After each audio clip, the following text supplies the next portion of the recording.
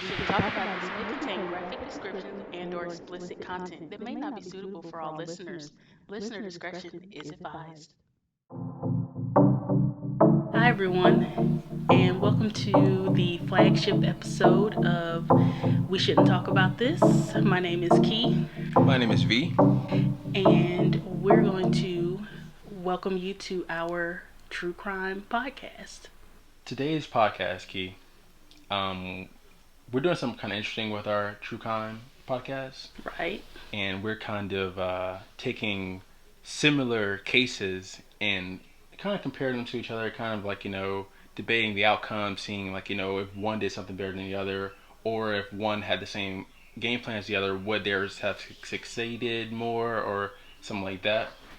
Right. So, in theory, I don't know about his case. He doesn't really know about my case. And we're going to leave it up to the listener to, I guess, vote in air quotes which one was the better case, which one was the worst case. And I use the term better and worse loosely because usually it ends in murder.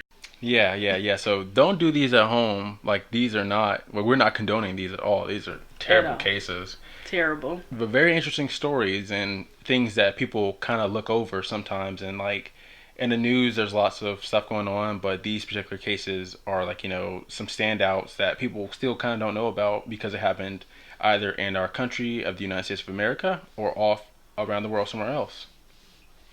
And we're not going to do only lesser known crimes, but also like the big ones that every true crime podcast covers.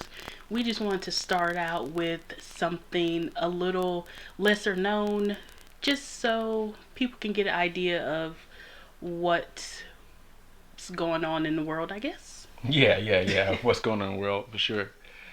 Well, Key, would you like to start with your case? I guess so. Our topic of today are the parachute murders. All right, so my murder is the murder of Els Van Doren, and this takes place in Belgium. Now, Els Van Doren was, depending on the source, either 37 or 38 when this happened, and she was an avid parachutist, Par- par- par- parachuter, parachuter, paratrooper. something. She loved to parachute on the weekends. She worked with her, they call it a strange husband because they were legally separated, but they owned a jewelry store together. So they worked together during the week, and on the weekends, she indulged in skydiving. Els had two children and was very lively from all the research that I could find. Like, nothing bad in her record. Just an all around fun loving lady who just wanted to be a skydiver. Yeah, right. And she was very experienced. She had 2,300 jumps. 2,300. Yes, that's Wow. ridiculous. I don't know if I've even drove that many times. Probably not. But I feel like there are not very many people who have like thousands, multiple thousands of parachute jumps under their belt who's not like a professional military paratrooper or something. Yeah. So here's how the story goes. Els was a member of the Zwartberg Paracentrum Parachute Club. That's in Gink, Gink, Genk. Somebody in Belgium, let me know. Um, she was a member there where she did that parachuting 2,300 jumps on the weekends. And that's where she met another skydiver, a Dutchman named Marcel, who we'll call Mars Summers. And he was 25. And she also met another lady, Els, another L's. Wait, Klopmans. wait. Els is the main parachuter of Topic. She's the main subject of our story, and then she met another Els. She met another L. So what they did, since they were together a lot at this parachute club, little L's, because she was 25. Remember, the victim was 37 or 38. So little L's started going by Babs, just so people would not confuse them. Right, right, okay. Okay, so L's, Babs, and Marcel were all three friends. And here's where it kind of gets tangled up. Marcel was having an affair with Els. The other Els. Big Els. Big Els. Yeah. We're calling little Els Babs from now on. Okay, okay. So him and Els were having an affair. And then greedy Mars started having an affair with Babs. Okay. So, kind of like a triangle going on here? Triangle definitely going on. So, from what is reported, Els did not know that Mars was sleeping with Babs, but Babs knew he was sleeping with Els. Okay, so Els, Mars, and Babs, they were close friends, part of this parachute club. They would do their jumps together. That's how they kind of built up these relationships of the three of them knowing each other. Yeah, okay. Then Mars and Els started an affair. Because remember, Els was still married. She was just separated. Then Mars also started an affair with Babs, or little Els. So, a week before the three of them were to jump in a formation, they all stayed at Mars's home during a weekend. Now, this was not uncommon because Elsa's husband has said that when he was a part of the parachute club, because he was, but he just didn't like parachuting as much as his wife, ex-wife, former wife did. So he eventually left. But he said that them spending the night at someone's home before a big jump was not uncommon, because people question, like, how did you not know that she was sleeping with Mars if she's gone all these weekends? So yeah. he was really not even of that mind, because it was something that happened when he was also a part of the club. Groups would spend the night in one place before a jump. So a week before they were supposed to jump in a formation, they were all at Mars's home during the weekend.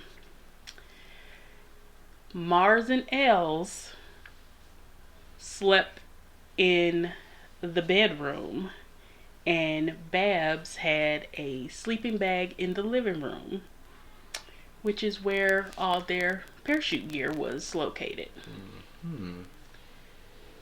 So, according to sources, Babs was so angered by the, let's call them, amorous noises coming from the bedroom, while she was outcast into the living room in a sleeping bag, that she cut the main parachute strings in Elsa's parachute. Wow. That's you gotta be pretty upset for that. Like, I mean, as a professional or semi-professional, like, parachute person, you have to know, like, that is literally life and death right there. Like, anything, a hole in the parachute, strings cut, anything, like, is life and death. You're jumping out of the air, and so for you to have to be that angry, that's pretty crazy. Right. Now, she was maybe a step above that angry, because in addition to cutting the parachute strings for the main chute, she also tied strips of cloth around the reserve chute so that it wouldn't open. Allegedly. We're going to just say allegedly.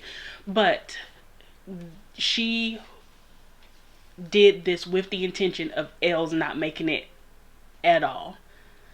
Because I feel like if you just want to scare somebody, okay, cut the main chute, let the reserve chute open. Right, right.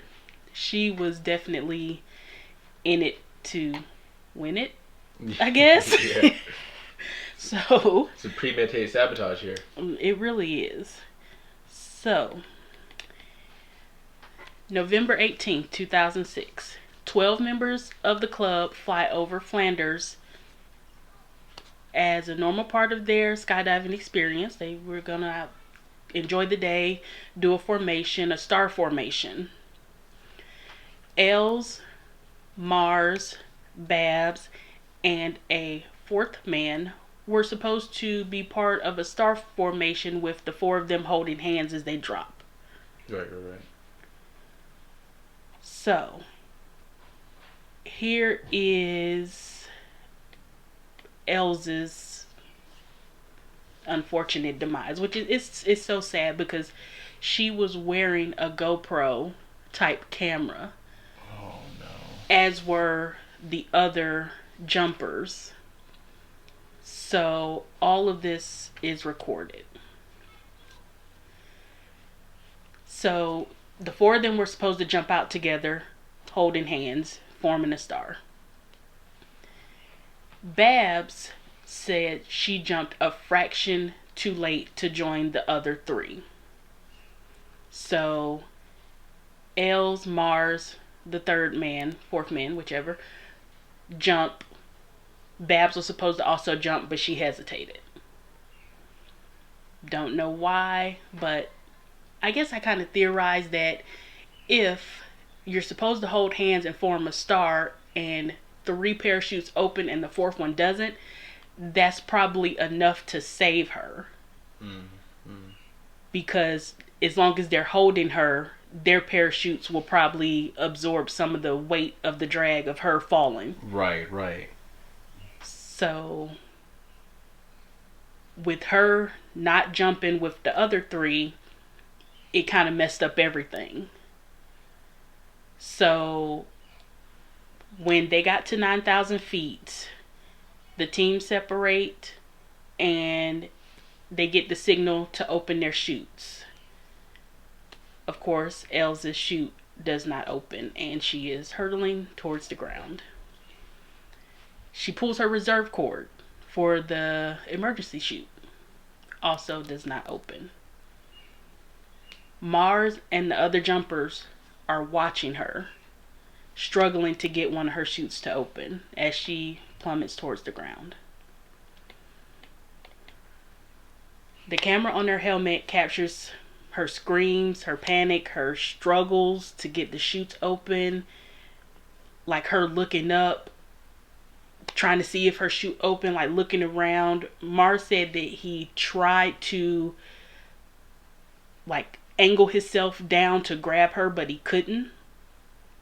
Because, you know, everybody's seen in movies, once your chute opens, it like yanks you backwards. Yeah, you descend at a way slower pace. And so Right. if someone's free falling, you won't be able to catch them unless Right. you're free falling and like diving towards them. Right. So there was a witness who was in the drop zone airfield that was working on his plane, and he said he heard someone on the ground screaming and pointing to the sky. And when he looked up, he saw just a black spot falling quickly to the ground. And he said it was wiggling about and pretty obvious it was a person. And there were three people in parachutes coming down slowly. Then the person hit the ground. It was an appalling moment. That was his quote. That's been awful to see. I couldn't imagine that.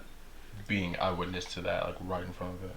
Now, she fell into someone's garden, and there was someone there in the garden, a woman. So I'm guessing maybe she was out tending to her garden and she witnessed it as well and went and got her husband and called the emergency services. This is obviously, you know, a tragedy, and the police get involved on the 18th, No, 21st of November 2006. So November 18th is when the jump happened. The 21st is when the parachutes were scheduled to undergo a routine safety inspection. Okay, so let me start that whole sentence back over. The police didn't get involved. So 3 days after the jump is when they had the parachute scheduled to be inspected. So if they had pushed the jump back, or if Els didn't make it for some reason, her chute would have been inspected and this would not have happened. Yeah, they would have seen the tampering on it, and they would immediately either just start an investigation on that, or just give her a new chute and like have them go out like the same day or something. Right. So, of course, the police interview members of the skydiving club, as well as Els's family and friends, and obviously they start to hone in on Babs once they realize there's a love triangle going on. So Babs tells the investigators that she suffered from low self-esteem and entered the relationship knowing she was second best, which is also sad. I mean, I feel bad for her in that respect, but it's never that serious. Yeah, you don't have to kill. Like, you don't have to like have someone witness, have someone experience that kind of death. If anything, like, you don't have to do it like that. Like, if she shot her, this would be like a much easier case to talk about. Right. But the fact that they were all like, so hyped up for this, like, jump, and going into it, everyone was like, excited, had helmet cameras on and everything, and then for not only to have L Els not only have Els, like, in her panic and like heart attack mode, falling through the sky, but having Mars and the other parachuter like witness it and be helpless to do anything about it. That's just crazy. But not just them two. There was a group of 12, so everybody saw this. Oh my gosh, yeah. Like, and then the people who were on the ground who also had to witness. Like, this is one of those kind of ripple crimes. Like, how many people did she hurt by having to be traumatized by watching this? Yeah. That's crazy. It's horrible. So her statement saying that she knew she was second best going in, that was her first statement to the investigators. Hours before her second statement, Babs attempts suicide and leaves a note saying she wants to be with her friend. Right after that, she's arrested for the murder of Els Van Doren. Now, the public prosecutor, Dirk Renault, said, and I quote, "She had a very important motive. We believe she set out to do this so there would be no competition for the affections of Marcel. Jealousy was the motive for a coldly calculated killing." That's terrible. It really is. Ladies, it's never that serious. Never. Ever. And then like, to go back on that, I wonder if Mars ever felt guilty about that. Like, if he ever felt guilty about, like, I had a huge role in her being, like, like furious with the situation and not feeling included, and it's just a lot going on there. It really is, and I feel like he would have to be very callous to not feel like he maybe wasn't responsible but played a part in this. Yeah. I mean, even though she knew and Babs knew going in, I feel like it would be different if Els was the one who killed Babs because she didn't know. Right. And this was more of a like crime of passion type of deal. Mm-hmm. But I don't know, it's just something about like how you really have to think about like, okay, I'm gonna do this. There's no turning back. Like Yeah. once you're in that plane and she's at the door, there's no turning back.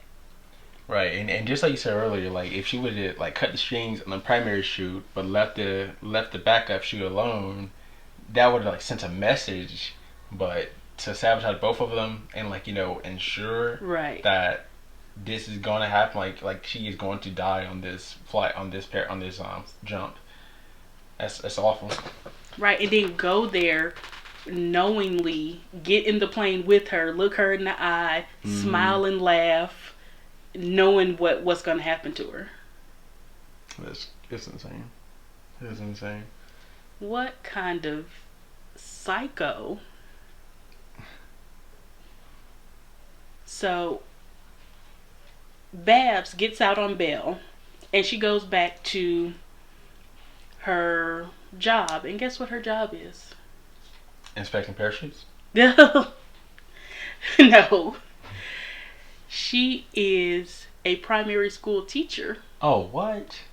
Yes. No. This type of lady does not need to be in education at all. Now, her attorney says that the whole thing is nonsense. Um, that they will not deny that Miss Klopmans has had some problems, but she certainly is not a psychopath. Okay, so I'm not a psychiatrist, but I do play one on television, and I can firmly say she's a psychopath. I wholeheartedly agree she's a psychopath. But this lawyer is paid to say that she's not. So he is doing his job and getting his paycheck and feeding his family at the end of the day. That is Still. true. That's true. So of course, Babs is, oh, we were friends for years. We were in the same skydiving club. Why would I kill my friend? She's playing the I'm a victim too card. This was my friend. I wouldn't do that. It Yeah. must have been someone else, but I have no idea who it could be.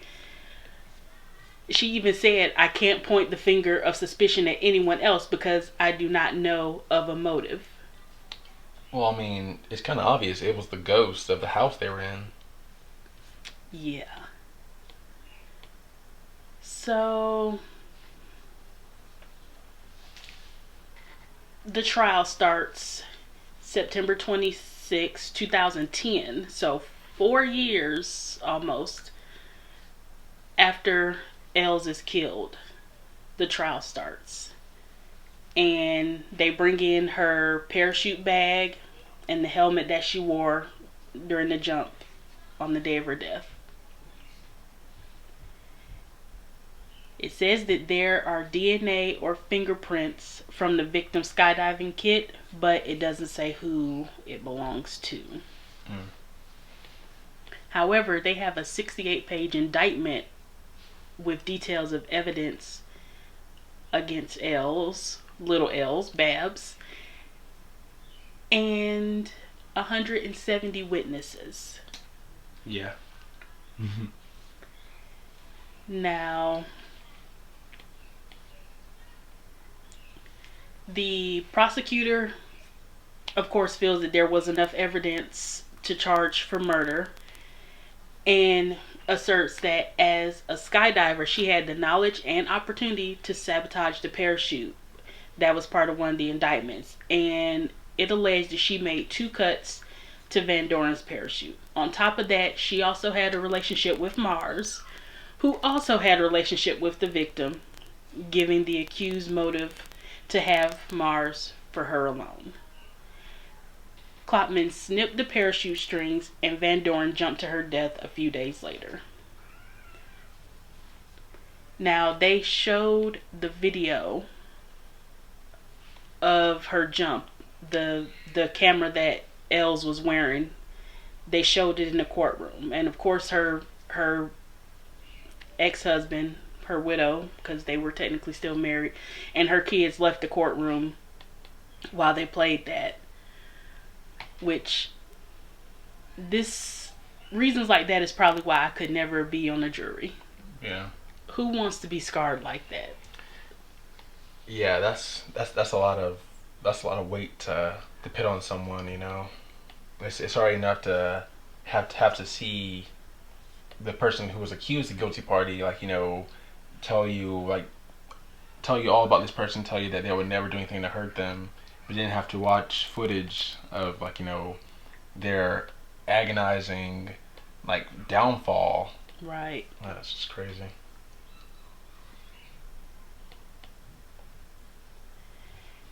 Now,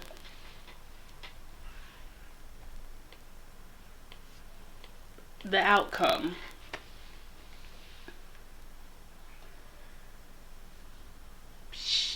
Babs was convicted because if she wasn't, this would not be called the parachute murder. Hmm. Well, I guess it still would be because, poor Els did end up not surviving the jump. But she was convicted and sentenced to 30 years. This is Now, Belgium, right? in Belgium. Now, to me, I guess this is the American coming out of me. That doesn't seem like long enough. To take somebody's life in such a horrible, horrible way, where there's so many people who are witnesses, who are traumatized by it, two kids that don't have a parent anymore, a mother. I mean, you can live without a father, but not a mother. And all she gets is 30 years. Yeah, that's why I asked the country to verify that because that's really a life sentence. Like that's definitely a life sentence in the U.S. But we kind of give out life sentences just for a gunshot to a person, which is a much easier death than falling from 9,000 feet, or well more than 9,000 feet, because 9,000 feet is when they're supposed to pull the chute. So just falling from the sky, really. Right. And she's only 25. If she serves every single day of her 30 years, she'll be 55. I mean, that is still young enough to have some type of life. Yeah, she can go back to being a teacher again, like nothing ever happened. Right. And Mars's mother has been quoted as saying that Mars was completely distraught the day of the death of Els, and he has suffered terribly. He feels guilty for having cheated on her with his relationship with Babs, and the parachute jump was his pride and joy, but it's over. So again, another victim of this. Like, the ramifications are endless almost. Mm. It's terrible. So, of course, Babs is still declaring her innocence. She says she'll have to learn to accept her sentence, and that she particularly appreciated that the jury took into account her personality. Now, that being that she got 30 years and not life. And it's likely that she would have appealed, because she had 14 days to appeal, but I could not find anything saying if she appealed. Well, obviously, if she did, it didn't go that well, because 2011, May 4th, 2011, the Court of Cassation dismisses the appeal against the conviction. Babs claimed that there were procedural errors in her trial, and the court ruled that that was unfounded. So they're going to appeal to the Supreme Court. Now, with that being 8 years ago, more than likely they already have. but I couldn't find anything more recent to tell if she is in the appeals process, if the appeal already has been decided on. From everything I found, it was looking like she is still in jail, but that doesn't mean that the appeal was lost. Because, American appeals, people be on death row for 25 years. Yeah. Because they're appealing and appealing the appeals and appealing the appeals. So it's possible she's still in the appeals process. But it's also possible that that also got denied. But that's my story for Els Van Doren, a seemingly lovely woman who was murdered by someone she considered a friend that she didn't even know was a rival, a romantic rival, because she was an unknowing part of a triangle that she just, unfortunately got forced into because Mars couldn't make up his mind or, wanted to be greedy. It's tragic all around. It really is. Jeez. Well, that case is very very like kind of like disturbing to hear when you go into detail about pretty much what went through Bab's mind and literally just cutting strings like without any kind of like regrets in it at all, and then still just playing like the victim to the whole thing. It's falsely accused. I don't know who did it. I can't tell you who did it, but I know I didn't do it. Come on, it's crazy. Right, and the worst part is that if she did it, this she cut the strings a week before they jumped. She had a whole week to think about it, to regret it, to say, "Hey, Els, I think you shoot. Maybe we should check your shoot." Like I had a premonition, I had a dream. Yeah. Like something feels wrong. Like a week, and she just went about her primary school teacher days, smiling at kids, knowing that she was willingly letting somebody jump to their death. Mm-mm. Well, that one I gotta say is pretty different, pretty different from the case that I was researching. Okay. So the case I was researching was a parachute murder plot by Emil Azelius in the United Kingdom. So like just like a backstory, Emil Azelius, he's originally from South Africa, and he moved to the United Kingdom and joined their National Guard pretty much, and he became a sergeant there. While he was in the military, he met this woman named Victoria, who was a physiologist, and they fall in love. They get married in South Africa, just huge grand wedding. They start having kids together. But after her second child, he wants to reward her by giving her giving her a skydiving day, because other than physiology, she also was like a skydiving instructor prior to like her marriage and having children and everything. She probably wanted to calm down. She had kids to take care of. You don't want to be out there risking your life when you have little babies. Yeah. I totally understand it in that sense. And so around Easter in 2015, Emil gives her gives her the go ahead to go do it. He'll watch the kids and everything. Nah, she should have been suspicious at that point, right there. yeah, honestly. And so Victoria goes out, and she has two parachute partners with her. And what I was researching, one of the accounts was, it was a normal day. We were in the airplane, and I was nervous. And Victoria, since she's more experienced, she was telling me to calm down, not be nervous. That it's gonna be okay. It's really fun to do once you get the hang of it. Once you do it once, you can do it infinite times after that. And so he was really confident. And so they jump out together, and as they're going down, their deadline spot was 4,000 feet to pull the chutes. That seems like cutting it close. Yeah, that's much closer than 9,000 feet. That's a whole 5,000 feet, 5,000 foot difference. It's pretty crazy. But I mean, you could like pick blades of grass at 4,000 feet. What's going on? and so at 4,000 feet, they're instructed to pull their chute, and would you know it, Victoria's chute does not open, I'm so shocked. and As soon as you said her husband volunteered to watch the kids, I just knew it was going downhill.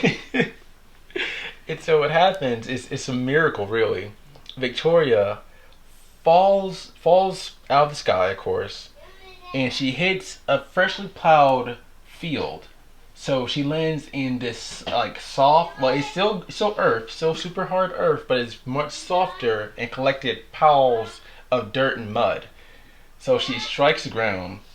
The other parachuter with her is freaking out, of course, because this is his first time skydiving, and he just witnessed his instructor partner pretty much just eat it. Like Talk she just about scarred for life. She was like, yeah. "Oh, calm down. This is great." Yeah, and then like Then she's this happens. falling down in a blaze of glory, and she hits it, and so they get paramedics and everything, and miraculously she lives.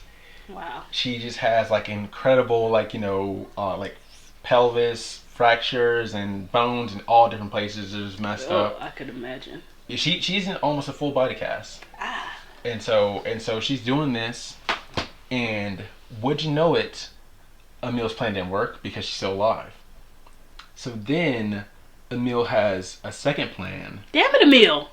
and Emil cuts the gas line in the house and tries to, and so it attempts to fill the house with gas, and basically just carbon monoxide killed them like that.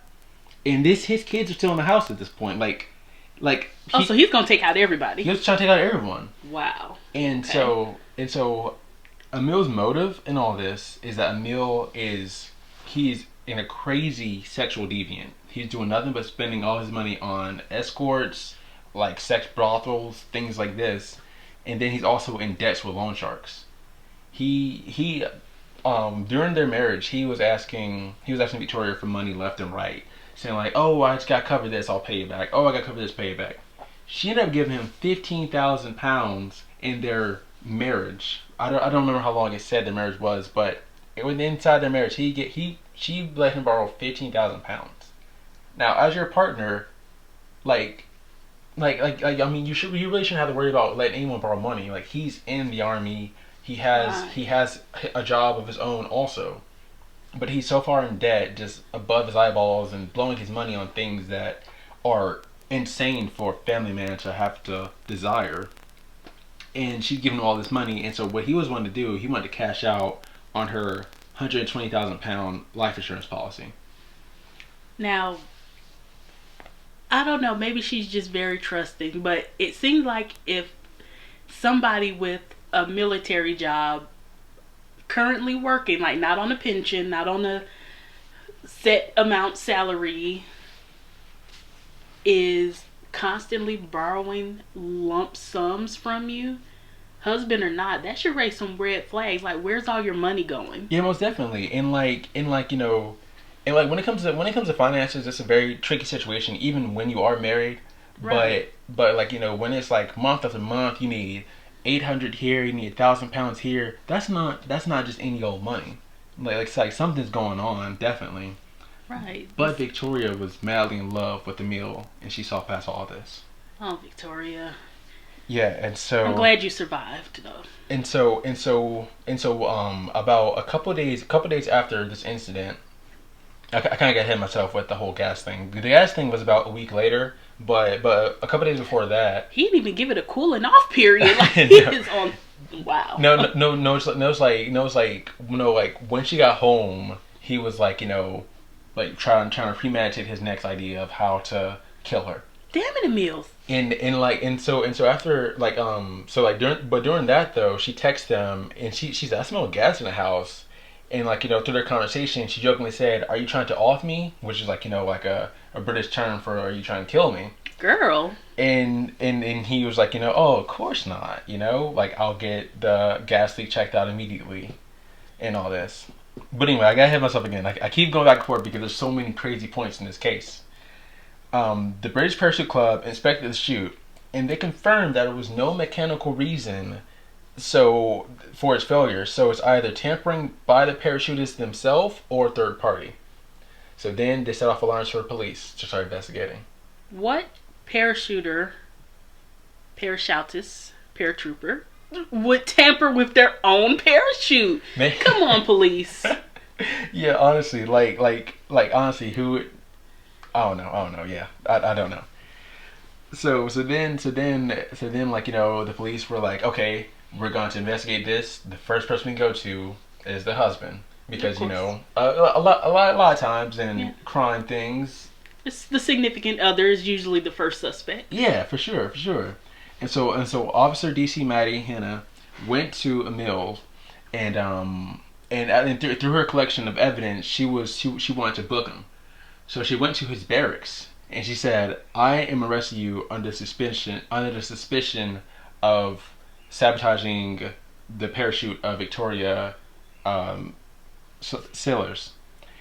And from her report, she said that he was just staring at her, and so she said, "Do you understand what I'm saying?" and so, and then she quoted his response. He said, "Yes, but I am unhappy that you are arresting me in front of my subordinates."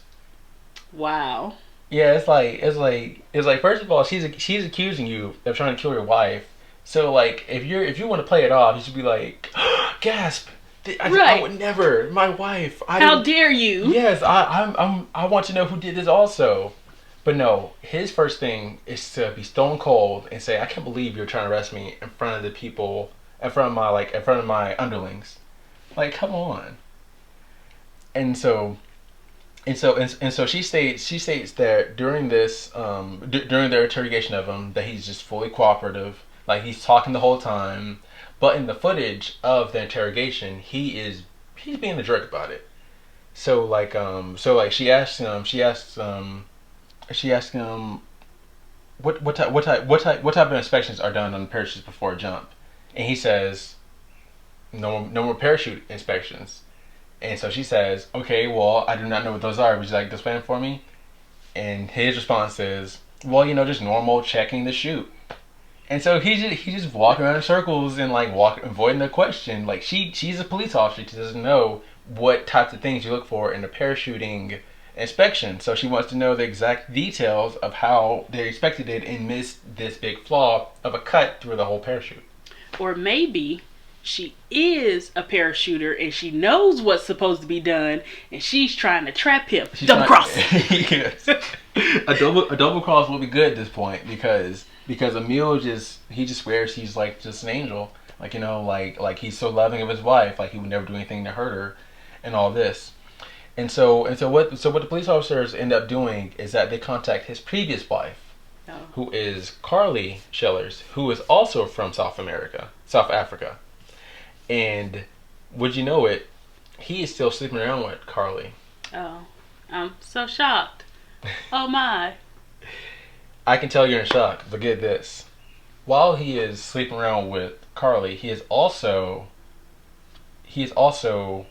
texting his buddies for escort tips, looking up things on their local Craigslist for escorts, looking up all this crazy, insane, porn type of things, and he's just trying to get into all this mess while he's still worrying about his debts and not caring that his wife is literally bedridden in a full body cast and can't do anything about it. But he's still texting her on the way home, like, "Would you like me to pick you up anything for dinner?" Trying to be a sweet husband or pretending to be a sweet husband to keep her on his side. But behind her back, he's just going wild about the town. So why even get married in the first place? Now, honestly, I think the motive of getting married was that he knew that she was a what was it? Physiologist. Oh my gosh, she was a physiologist also. he was hoping that she did have a good life insurance policy, and she did. She had a policy that was worth above 100 grand in pounds, and so he was hoping to marry her, and then work on killing her to get that money. Wow. And so through a lot of it, Victoria was feeling like she was not a good wife. But this was leading up to the fall. She was feeling like she wasn't a good wife. She was feeling like that he would lose love for her because she's just madly in love with him, but he's just stringing her along to try to get money to pay back these loan sharks or whatever. So she was probably just willfully ignoring all the red flags. Yeah, yeah, and like when their latest child was born, he even denied paternity of the child, and like Victoria was the faithful one of this relationship. Emil was the only one that was going around doing all this other stuff. And so pretty much what ended up happening is that they did take him to trial, and he went to trial fully confident. He went in a suit with like cuffs on and a nice watch. He he went in like, I know I'm gonna leave this place innocent. I didn't do anything wrong. That's his whole mindset in this thing. And so they go in there. They show the jury. Like the video of the parachute being expected and everything, showing them that it was not able to be used at all in any kind of circumstance. Right. And so the jury sees all this, and then they get Victoria in as a witness. Victoria says, "I don't think anything was wrong with my parachute. Oh, Victoria! I think I was just having an off day." Victoria, people don't fall out of planes when they're having off days. No, That's not an off day. That's not an off day. It's not. And so, honey. And so at this point, the investigators and everyone are just stunned because like they were in correspondence with Victoria saying that we believe that Emil sabotaged your parachute. We do not know his motive as of now, but we believe that he was trying to kill you. And through all this evidence, she being the victim here just said that I don't think anything was wrong with the parachute. I think it was perfectly fine. I just wasn't my best that day. I feel like she mentioned this to him. Well, of course, they must have been talking. She knew he was going to court. Mm-hmm. He probably sweet talked her into, oh, that's not me. I would never do that. I love you. You're the mother of my children. You're my wife. Mm-hmm. Why? Why would I? And she fell for it hook, line, and sinker. And it's interesting you bring that up because the research I was doing, it led me to a couple of Emil's videos that he posted like on YouTube. He was just doing covers of love songs with an acoustic guitar, and so allegedly these may have been drawn to Victoria, like directly, and depending on how the relationship was, these may have been some of her favorite songs. Like she may have known that he can play guitar, but haven't seen him play guitar in a long time. But him playing guitar and putting it online for the world to see may have struck something in her, saying like, oh yeah, he loves me. He would never do anything to hurt me. Oh, honey. So through all that hard work the police did, she negated everything. But what she could not negate was that they brought him back to trial under the case of the gas leak in the house and child endangerment because his children were in there, his infant child and his older 5-year-old girl. They were in that house. They're in that house during that incident, and so they brought him in under the suspicion of that, and they were able to successfully get a guilty verdict on them and put him in jail under child endangerment, and I believe there's something else too. But they couldn't do an attempt to kill his. Well, they did an attempt to kill his wife in that case, but it wasn't related to the parachute case at all. It was his own separate case for the gas leak. And so currently he is incarcerated. And would you like to make a guess of how long he's in there? 3 years. Wait, no, that was 2015. If he's currently, that was 4 years ago. If the trial took place in 2015, so I'll say 7 years. 7 years is a good guess, but it's 15. Oh wow, a lot more than I would have expected. Yeah. Of course, like for sure. For sure. honestly think it's just so crazy. This guy Emil, he was off the wall with a lot of stuff. He was just insane, really, to put it lightly. He was, he was pretending to be a faithful husband, going around doing things that are like, um, doing things that jeopardize their marriage, like on his Right. own end, Right. and then also trying to plot to kill her just to get money to pay back these loan sharks and probably escape off. Because even his children believed at one point he walked out on them. His oldest daughter, that was older to remember at least, Hmm. she remembered like having birthdays and him not being there, and just thinking like, well, I thought like daddy loved me. Oh, that's sad. That's terrible. It is, and I think to this day Victoria may still believe that he wouldn't have done anything to hurt her. I feel like that means that once he completes this 15 years, that she's gonna let him come back and then immediately almost be killed or be killed again. Yes, yeah. I think if she does let him back into life, Emil will most definitely attempt to kill her once again. This is very concerning because all the signs, like even from the little bit that you said, all the signs seem like they were there and she was just blinded by love. Like, was he just so handsome that she couldn't see it? Was he just so, I don't know. I mean, I've watched TV shows from the UK, and if there are going to be any UK listeners, I apologize in advance. But not always the suavest of the suave when it comes to men. I mean, Idris Yeah. Elba is the exception to the rule, not Right. the rule.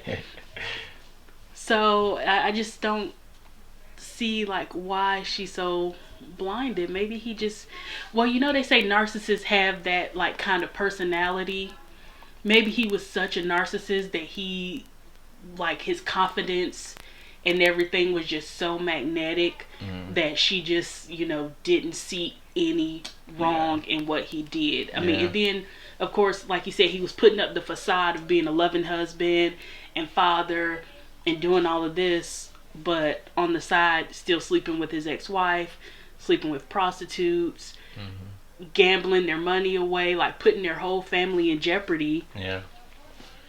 Over what though? Like, you could have just left, sir. I mean, Yeah. she probably Really. still would have given you money Yeah. from the Yeah. sounds of it. Yeah. She probably would have funded your whole lifestyle if you said, okay, I just want to live over here. Hmm. She probably would have, considering that attempted murder, and now he loves me. There's no way. Like, not victim shaming, but it just seems like she was just so much more in love with him than he was with her, and she just didn't see it. Yeah. And probably would have done any and everything for him. Yeah. Probably does. His books in jail are probably like the best. He probably buys ramen noodles for everybody in the jail. Probably. Well, we'll keep. That was my case. That was my That was parachute interesting. murder plot. Never heard of it, and I'm glad she survived. But Yeah, that's very. this dude was a maniac. A week later, he tried to blow her up. Hmm. Like, gosh, give it a cooling off period, sir. Like, a month. Like, stop being so obvious. It blows my mind. Yeah, you almost blew the house. Yeah. Well, listeners, definitely let us know what you think. We have our Instagram handle, I believe. Yeah, we shouldn't talk about this. And also our US email, because I know that these podcasts go everywhere, so I just wanted to specify that, because USA, America.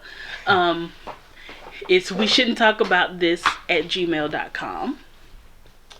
That's right, listeners. We shouldn't talk about this on Instagram, and we shouldn't talk about this at gmail.com. We will post pictures and also our sources on the Instagram until we can really get this website up and going, and then we can post everything there.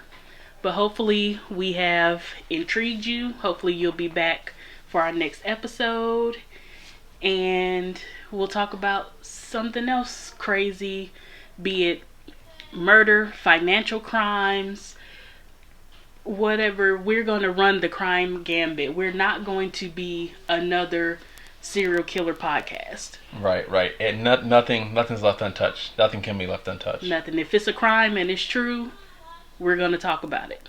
And you're gonna get two different. For the most part, you'll get two different stories, two different sides of it.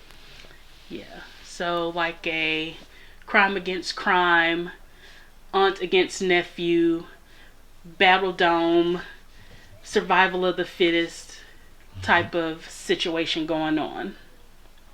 Right. Thanks here for listening. I'm V. And I'm Key. And we shall talk to you later. Oh no, because we shouldn't talk about this.